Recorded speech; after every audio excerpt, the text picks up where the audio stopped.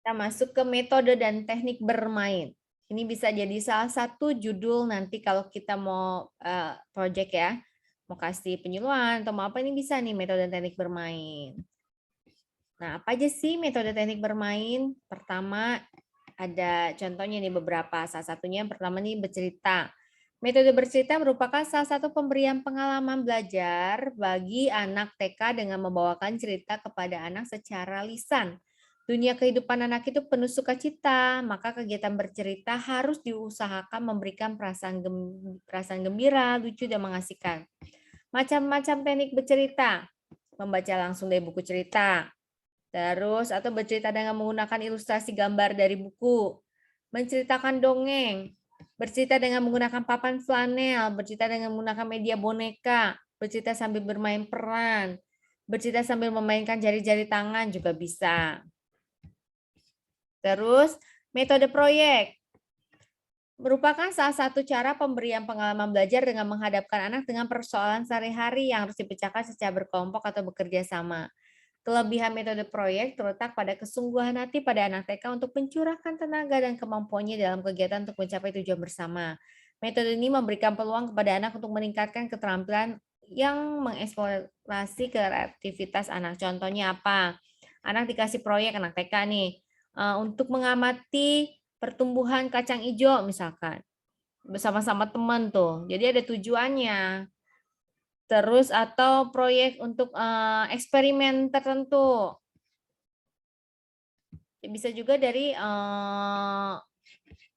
kegiatan sehari-hari, mencampur warna atau apa. Sosiodrama. Kata sosiodrama berasal dari dua kata, sosio dan drama. Sosio berasal dari kata sosial, sedangkan drama adalah metode mengajar yang pelaksananya anak mendapatkan tugas dari guru untuk mendramatisasikan suatu situasi sosial yang mengandung suatu masalah atau problem. Mengajar dengan metode ini bermaksud supaya anak dapat memecahkan suatu masalah yang muncul dari suatu situasi sosial yang didahului dengan dramatisasi di depan kelas oleh beberapa orang anak untuk memperjelas masalah yang akan didiskusikan. Manfaat metode sosiodrama dalam perkembangan anak adalah sebagai berikut. Menyalurkan ekspresi anak-anak dalam kegiatan yang menyenangkan, mendorong aktivitas, inisiatif, dan kreatif sehingga mereka berpartisipasi dalam kegiatan bersama. Memahami isi cerita, ikut memainkannya. Membantu menghilangkan rasa mengeluh, rendah diri, dan kemurungan anak. Mengajar anak saling membantu dan bekerja sama dalam permainan sosiodrama. Menimbulkan rasa percaya, mempercayai satu sama lain atas kesanggupan masing-masing. Jadi sosiodrama itu juga bisa kayak terapi loh. Misalnya anak yang kok diem pas, ya kasih aja dia perannya untuk sebagai anak yang cerewet misalkan. Oke, kamu ini nanti dia bisa penyaluran tuh karena aslinya dia diem kan, ternyata dikasih perannya cerewet, nanti dia akan menyalurkan tuh.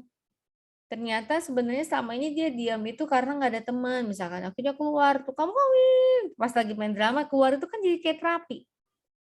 Atau dikasih misalkan anaknya tukang ngebully temennya, kasih peran tuh jadi orang yang terbuli misalnya.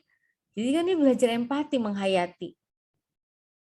Kamu dong ya, oh begitu ya rasanya kalau aku ngebully temen tuh begitu. Kan jadi belajar. Jadi itu sosiodrama itu bisa jadi bentuk terapi juga. Jadi anak bermain tapi nggak sadar mereka sedang ini menyalurkan ekspresinya.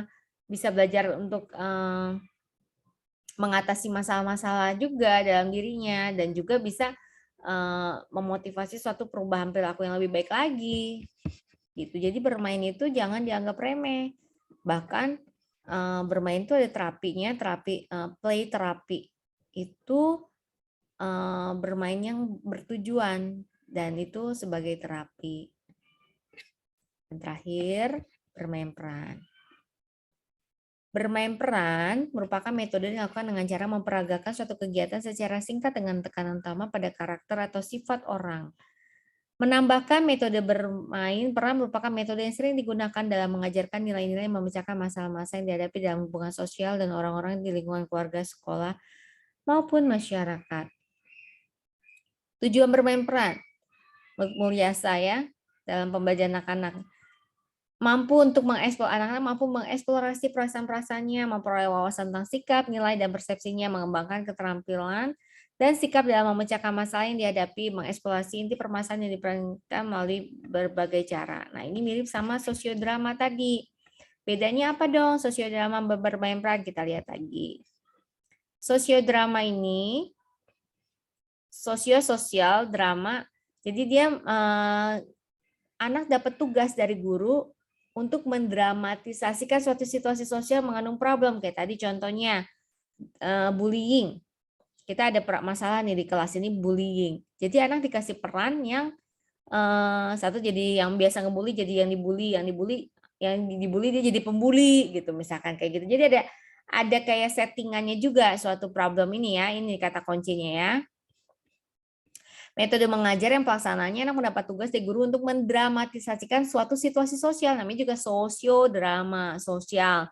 Jadi di sini anak dapat memecahkan suatu permasalahan, misalkan masalah apa lagi di kelas, misalkan anak yang datang terlambat, masalah di kelas, jadi silakan nanti dibikin sosiodramanya. Nah kalau bermain peran ini bermain peran itu memperagakan suatu kegiatan singkat dengan tekan utama pada karakter sifat orang. Jadi perannya ini sebagai misalnya kamu berperan sebagai guru, kamu berperan sebagai murid, kamu berperan sebagai orang tua misalnya. Jadi anak-anak di sini bisa mengeksplorasi perasaan-perasaannya, terus belajar kalau guru itu berarti guru itu harus dihargai atau apa. Jadi ada peran-peran tertentu sifatnya. Mirip sih, tapi kata kuncinya kalau di sosiodrama itu dia ada tugas dari guru ngasih tentang problem-problem sosial. Nanti didramatisasiin gitu. Misalkan ada problem tadi bullying atau apa terus di sosiodramain bisa. Nah, kalau bermain peran ini lebih yang memperagakan peran-perannya sebagai apa? Yang menekankan pada karakter atau sifat orang. Oke. Selesai. Materi semester ini.